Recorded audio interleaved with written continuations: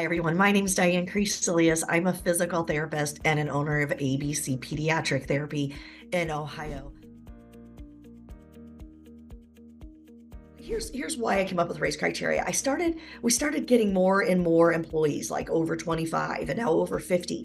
And so I wasn't doing all the reviews anymore. I started developing a leadership team management program. Thank you very much.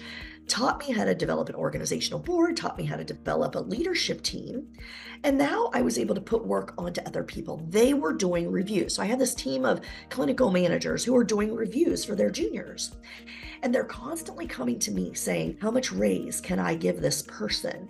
And so I was having all these meetings and I started to go, oh my gosh, I'm repeating myself over and over again. So when you find yourself doing that about anything, you want to get your thoughts as the leader on paper. And so I developed a list of raise criteria.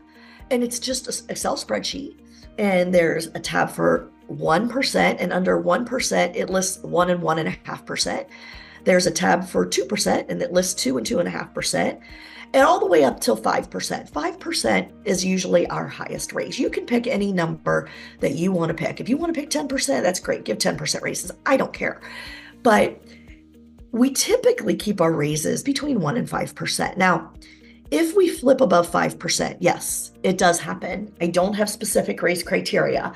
That is someone that a leader should come to me and we should sit down and have some true conversations about. This person should be just off the charts, amazing. Like you can't lose them.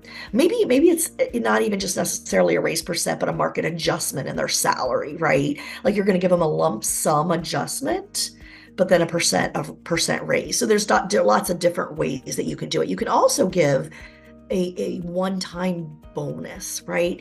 You don't want to give a larger percent raise, which means that's now on their salary year after year. Any raise you give is going to be on top of that salary, right? You could give a 5% raise, but I also want to give you this lump sum, one-time lump sum. And that way the raise isn't exponentially bigger, if you're understanding my math there. So think with that you might be able to just give them a one-time lump sum because they just went above and beyond.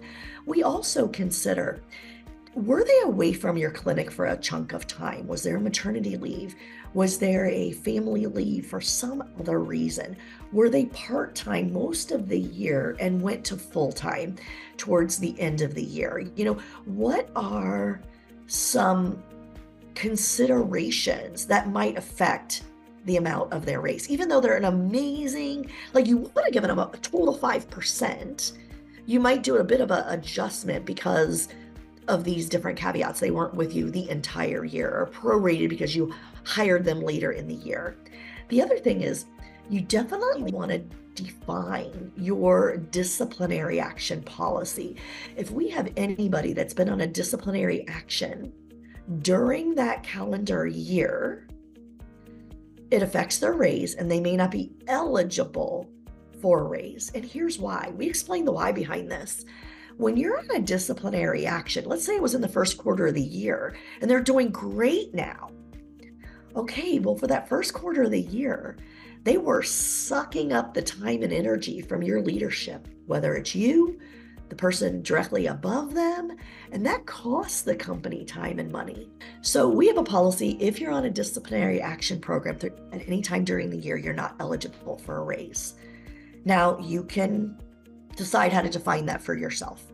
Maybe you give them just a little bit of if they're killing it at the end of the year, like they really improved, maybe you give them just a one-time lump sum, not on their whole salary, which is going to continue year after year. So think with your disciplinary policy, we definitely want that defined. Be really clear on what makes you eligible for a raise and what makes you not eligible for a raise. Now, I do not release my spreadsheet of raise criteria to teammates, leaders, anybody who writes an annual review, makes decisions about raises, has my raise criteria. They are not allowed to share it. And that's made very clear. This is not a checklist that if you check all the boxes, you get 2% or you get 3%. It's not that. It's a guideline. In fact, we call it a guideline